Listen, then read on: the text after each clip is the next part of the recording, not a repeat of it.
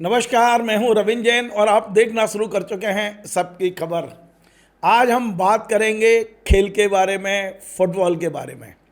आप जानते हैं कि इस समय विश्व कप फुटबॉल का चल रहा है और जैसे जैसे फाइनल की तारीख आती जा रही है, इसका जादू लोगों के सिर चढ़कर बोल रहा है। आप कल्पना करिए, पूरे दुनिया में 60 करोड़ से ज़्यादा लोग प्रतिदिन इस मैच को देख रहे हैं और एक दीवानगी बढ़ती चली जा रही है। भारत जो कभी क्वालिफाई नहीं कर पा रहा है, उसमें भी 8 करोड़ लोग प्रतिदिन फुटबॉल को देख रहे हैं। आज मेरे साथ में फुटबॉल प्रेमी, खेल प्रेमी और मध्य प्रदेश में खेल विभाग के संचालक रहे पूर्व डीजीपी पवन जैन साहब हैं। मैं उनसे समझूंगा कि आखिर फुटबॉल के इस पूरे विश्व कप को दुनिया का सबसे बड़ा मेला क्यों कहा जाता है, ग्रेटेस्ट शो क्यों कहा जा रहा है। आखिर ये जो फुटबॉल के जादूगर माने जाते थे, अब उनके नाम बदले जा सकते हैं क्योंकि नए खिलाड़ी तैयार हुए हैं। पहले कौन था और अब कौन होगा। पवन जैन साहब क्योंकि पवन जैन साहब भी एक तरह से फुटबॉल मैच के दीवाने हैं। दीवानगी की कई हदें भी इन्होंने पार की है, तो मैंने आज उन्हें बड़े सम्मान के साथ स्टूडियो बुलाया है और अपने तमाम दर्शकों को, क्योंकि हम खेल पे खबरें बहुत कम बनाते हैं लेकिन जब भी बनाते हैं लोग बड़े चाव से देखते हैं। आज हम फुटबॉल की बात इसलिए कर रहे हैं कि फुटबॉल का जो जादू है, ऐसा लगता है कि एकदम पूरी दुनिया में। और मैं आपको बता दूं कि 3 देशों में ये मैच हो रहे हैं, अमेरिका, कनाडा और मैक्सिको। तीनों जगह चल रहे हैं। 20 जुलाई को फाइनल होगा। कौन फाइनल में आ सकता है, कौन मैन ऑफ द शो हो सकता है, बहुत सारी बातें करेंगे। पवन जी, आपका बहुत बहुत स्वागत है। धन्यवाद रविंद्र जी। धन्यवाद। सबसे पहला सवाल मेरा ये है कि आखिर इतनी दीवानगी क्यों है फुटबॉल को लेकर, और 2026 का जो विश्व कप हो रहा है, इसकी खासियत क्या है? देखिए रविंद्र जी, पहले तो मैं आपको बधाई दूंगा कि सबकी खबर इस वक्त लोगों की जुबान पर चढ़ा हुआ। और मैं आपके सारे दर्शकों को, खेल प्रेमियों को ये बताना चाहता हूँ कि यदि आपने ये विश्व कप फुटबॉल के मैच नहीं देखे तो आप दुनिया के सबसे बड़े आनंद से वंचित रह जाएंगे। जब दुनिया युद्ध के कगार पर खड़ी थी तो युद्ध की खबरों से विश्व कप फुटबॉल उनको निकाल के लाया। लोग अब युद्ध की चर्चा नहीं करते, लोग मेसी की चर्चा करते हैं, लोग एम्बापे की चर्चा करते हैं। ये 2 कारणों से बहुत महत्वपूर्ण है रविंद्र जी। इस बार बहुत दिनों बाद, करीब करीब 30 साल बाद 48 टीमें इस टूर्नामेंट में खेल रही हैं। पहले 32 होते थे। पहले 32 टीमें खेलती थी, अब 48 टीम खेल रही थी। अमेरिका, कनाडा और मैक्सिको में ये खेला गया। रिकॉर्ड संख्या में दर्शक आए, रिकॉर्ड संख्या में गोल हुए। ये विश्व कप हमेशा याद किया जाएगा 3 बातों के लिए कि इसने पूरी दुनिया का ध्यान अपनी ओर आकर्षित तो किया ही किया, नए सितारे उभरे। उन टीमों ने जादू बिखोरा जिनकी आबादी महज कुछ लाखों की है, और दुनिया के महानतम खिलाड़ी जो अब तक कहे जाते थे, पेला और मैराडोना, उनके बाद की पीढ़ी के, मैं समझता हूँ, मैं पिछले 40 साल से सारे मैच देखता हूँ, कभी ऐसा नहीं हुआ कि दुनिया के सबसे बड़े 6 खिलाड़ी मैदान में हैं और उनमें से अधिकांश की टीमें अभी क्वार्टर फाइनल में हैं। तो मैं ये मानता हूँ कि लियोनेल मेसी ने ये बहस कम से कम ख़त्म कर दी है कि all time greatest player of the world कौन है। मेसी ने जो मुकाम हासिल किया है, अभी तक कोई टीम अपने खिताब की रक्षा नहीं कर पाई है, इटली और ब्राज़ील के अलावा। वो करिश्मा भी 1962 में हुआ था, लेकिन अब शायद मेसी की टीम वो करिश्मा कर सकती है। फ्रांस के पास किलियन एम्बापे है, जो मानता हूँ कि अगले 10 साल का महान खिलाड़ी होगा और हो सकता है कि वो मेसी के भी रिकॉर्ड तोड़े। हमारे पास अर्लिंग हॉलैंड है, जो नॉर्वे के स्ट्राइकर हैं, जिसने अपनी दम पर पुर्तगाल की रोनाल्डो की टीम को हरा दिया और उन्हें अंतिम विदाई एक तरह से उनकी उतनी भावभीनी नहीं हो पाई क्योंकि वो हार कर बाहर हो गए। हमारे पास हैरी केन हैं, जो इंग्लैंड की टीम के कप्तान भी हैं। हमारे पास कई और खिलाड़ी हैं। एक स्पेन की टीम है जिसने इस पूरे टूर्नामेंट में कोई गोल ही नहीं खाया है, और उसका एक प्लेयर है यामाल, जो कि माना जाता है कि आने वाली सदी का प्लेयर है। तो इतने सारे महानतम खिलाड़ी कभी एक विश्व कप में नहीं रहे। निश्चित रूप से मेसी का ये विदाई है। मेसी की टीम फाइनल तक जा सकती है, जीत भी सकती है, लेकिन उनकी राह में सबसे बड़ा रोड़ा एम्बापे है, जिसने पिछली बार फाइनल में हैट्रिक लगाई थी और करीब करीब अर्जेंटीना को पराजय के कगार पर धकेल दिया था। लेकिन मेसी जादुई खिलाड़ी है। अभी वो एक मिस्र की टीम को अंतिम समय में हरा कर आए हैं। तो अर्जेंटीना अपने पूरे मनोबल के साथ है। फ्रांस ने मोरक्को को हरा दिया है, वो सेमीफाइनल में आज आ गया है। और पूरी दुनिया ये देखेगी कि पहले अगर लैटिन अमेरिकी देशों का कब्जा था, सबसे ज़्यादा विश्व कप फुटबॉल को ब्राज़ील ने 5 बार जीता है, जर्मनी और इटली ने 4-4 बार जीता है, अर्जेंटीना ने 3 बार जीता है। और फ्रांस अब उस उम्मीद में है कि उसकी टीम अपराजय लग रही है। मेसी फ्रांस के रास्ते में रुकावट बन सकते हैं, स्पेन भी फ्रांस के रास्ते में रुकावट बन सकता है। तो अभी यूरोप की 6 टीमें हैं 8 में से, और अब अगर माने तो मोरक्को बाहर हो गई है, तो केवल एक अर्जेंटीना है जो यूरोप के बाहर की टीम है।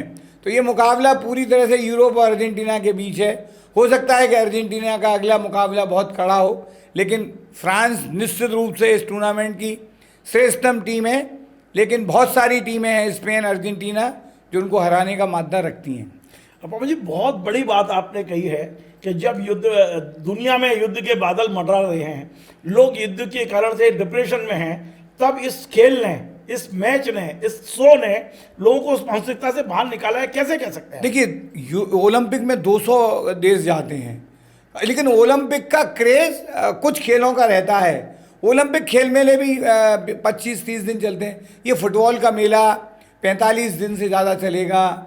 102 मैच इसमें होंगे, फाइनल 20 जुलाई को होगा। और हमारे हिंदुस्तान में ये रात में आता है, लेकिन करोड़ों लोग जागते हैं। 8 करोड़ का फिगर 8 है। करोड़ लोग हैं जो हिंदुस्तान में इसको देख मैंने रहे ये हैं। भी सुना है कि टाइम्स ऑफ इंडिया जैसा अखबार प्रतिदिन 3 पेज छपता है। निश्चित रूप से टाइम्स ऑफ इंडिया को अगर आप पढ़ेंगे तो आपको लगेगा कि कितनी मेहनत वो लोग करते हैं खेल पर। मैं समझता हूँ फुटबॉल पर अखबार तभी छापता है जब उसको उसका प्रतिशत मिलता है। निश्चित रूप से उसको टाइम्स ऑफ इंडिया response मिल रहा है। में जो उनका खेल का जो सेक्शन है वो हमेशा से बहुत मजबूत रहा है। और फुटबॉल में तो मैं मानता हूँ कि उस तरह का कवरेज किसी और अखबार के पास नहीं है। दैनिक भास्कर कोशिश करता है, लेकिन दैनिक भास्कर के पास दूसरी खबरों के लिए स्पेस और चाहिए। जी, इस मैच के चलते हुए विश्व कप को लगभग अब 1 महीना होने को आ गया है जी। क्या लग रहा है क्वार्टर फाइनल और सेमीफाइनल में कौन कौन टीमें हो सकती हैं? देखिए, अभी आज एक मुकाबला क्वार्टर फाइनल का हो चुका है। फ्रांस ने मोरक्को को हरा दिया। किलियन एम्बापे और मेसी अभी तक 9 गोल करके सबसे आगे हैं।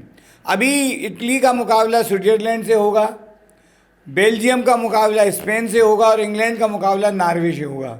3 क्वार्टर फाइनल बाकी हैं। उसके बाद फिर सेमीफाइनल होंगे 14-15 जुलाई को, और 20 जुलाई को शो ऑफ द इवेंट होगा, सबसे बड़ा मुकाबला और उसका फाइनल। उसमें ये तय हो जाएगा कि क्या अर्जेंटीना अपने खिताब की रक्षा कर पाएगा। ये फाइनल में आता है, एक नया इतिहास बनेगा। लेकिन ये बहस मैं मानता हूँ कि इस फुटबॉल के मेले ने करीब करीब अंतिम रूप दे दिया है कि इस महानतम खिलाड़ी, अधिकांश लोग अब ये मानेंगे कि लियोनेल मेसी दुनिया का महानतम खिलाड़ी है।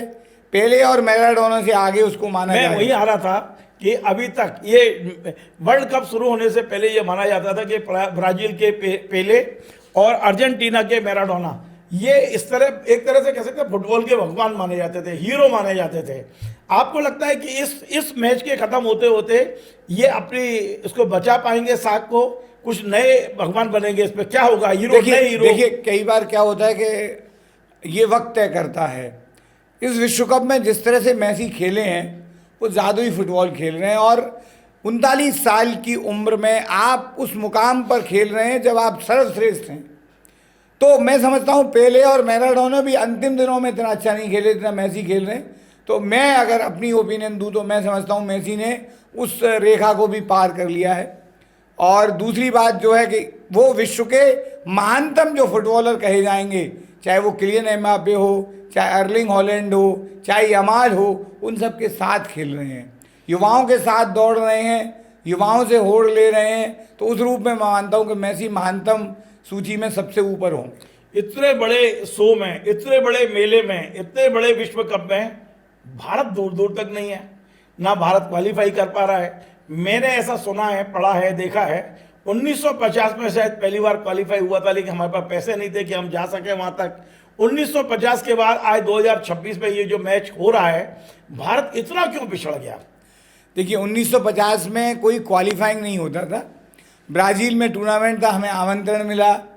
अब एक ही बात है, क्वालिफाई नहीं तो आमंत्रण मिल गया, आमंत्रण मिल गया, हम क्वालिफाई कर गए, लेकिन हमारे पास पैसे नहीं थे। किराए के पैसे नहीं थे। किराए के पैसे नहीं थे, लंबी यात्रा करने की हमारा मादा नहीं था, हमारे खिलाड़ियों के पास जूते भी नहीं थे। अरे बाप रे। तो उस तरह के दौर से अब भारत बहुत बाहर आ गया, हमारी संपन्नता हो गई, लेकिन हम बाईचुंग भूटिया और सुनील छेत्री के अलावा कोई बड़ा खिलाड़ी पैदा नहीं कर पाए। हमारे बारे में कहावत थी कि यूरोप की एक साधारण टीम हमारी राष्ट्रीय टीम को हरा सकती है। विश्व कप फुटबॉल क्वालिफाई करना पड़ता है। हम विश्व की पहली 48 टीमों में नहीं हैं। 140 करोड़ का मुल्क, दुनिया का सबसे बड़ी आबादी, दुनिया का सबसे बड़ा लोकतंत्र, और फुटबॉल में हम लोग 100 के नीचे हैं। एशिया में भी हमारी हैसियत नहीं है। तो मुझे लगता है कि क्रिकेट के बाद फुटबॉल पर भी हमें ध्यान देने की हम जरूरत है। चांद पे जाने की बात कर रहे हैं, लेकिन फुटबॉल के मामले में इतने पिछड़े हैं। मैं समझता हूं कि भारत के खेल प्रेमियों के लिए बहुत निराशा है।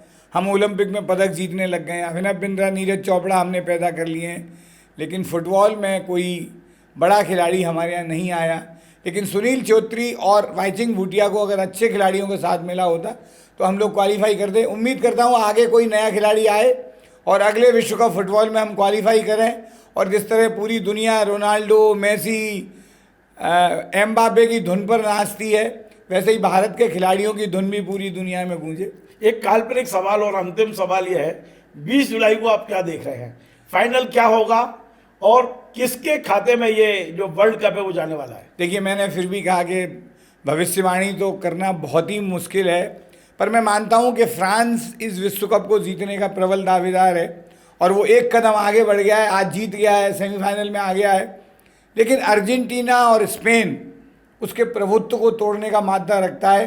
लेकिन जिस तरह का फुटबॉल इस टूर्नामेंट में खेला गया, मैंने करीब करीब पिछले 1982 के बाद से सारे फुटबॉल के विश्व कप देखे हैं, इतने करीबी मुकाबले बहुत कम हुए। तो कोई टीम कब किसको हरा दे, नेक टू नेक चल रहा है। बिल्कुल अंतिम समय तक। अभी अर्जेंटीना हारते हारते बचा है मिस्र से, तो कह नहीं सकते, लेकिन मैं अभी भी सबसे बड़े दावेदार फ्रांस को मानता हूं, और उसकी राह में रुकावट हैं तो स्पेन और अर्जेंटीना। चमत्कार और भी हो सकता है, कल को कोई नई टीम भी आ सकती है, क्योंकि अभी मुकाबला खुला हुआ है और कम से कम हर टीम को 3 मैच जीतने हैं। चलिए, बहुत बहुत धन्यवाद। आपने सुना, हमारे चैनल पर खेल की खबरें बहुत कम होती हैं, लेकिन जब होती हैं तो लोगों का बहुत रिस्पांस मिलता है। पवन जी को मैंने आज इसलिए बुलाया क्योंकि मैं जब भी जहाँ भी जा रहा हूँ, मिल रहा हूँ, जुड़ रहा हूँ, अधिकांश स्थानों पर फुटबॉल की बात चल रही है। वाकई इस समय जब युद्ध के बादल मंडरा रहे हों, तब फुटबॉल की बात करना एक तरह से लोगों की मानसिकता बदलना भी है। वाकई पूरी दुनिया में 60 करोड़ लोग इस मैच को देखने के लिए टीवी से चिपके हुए हैं।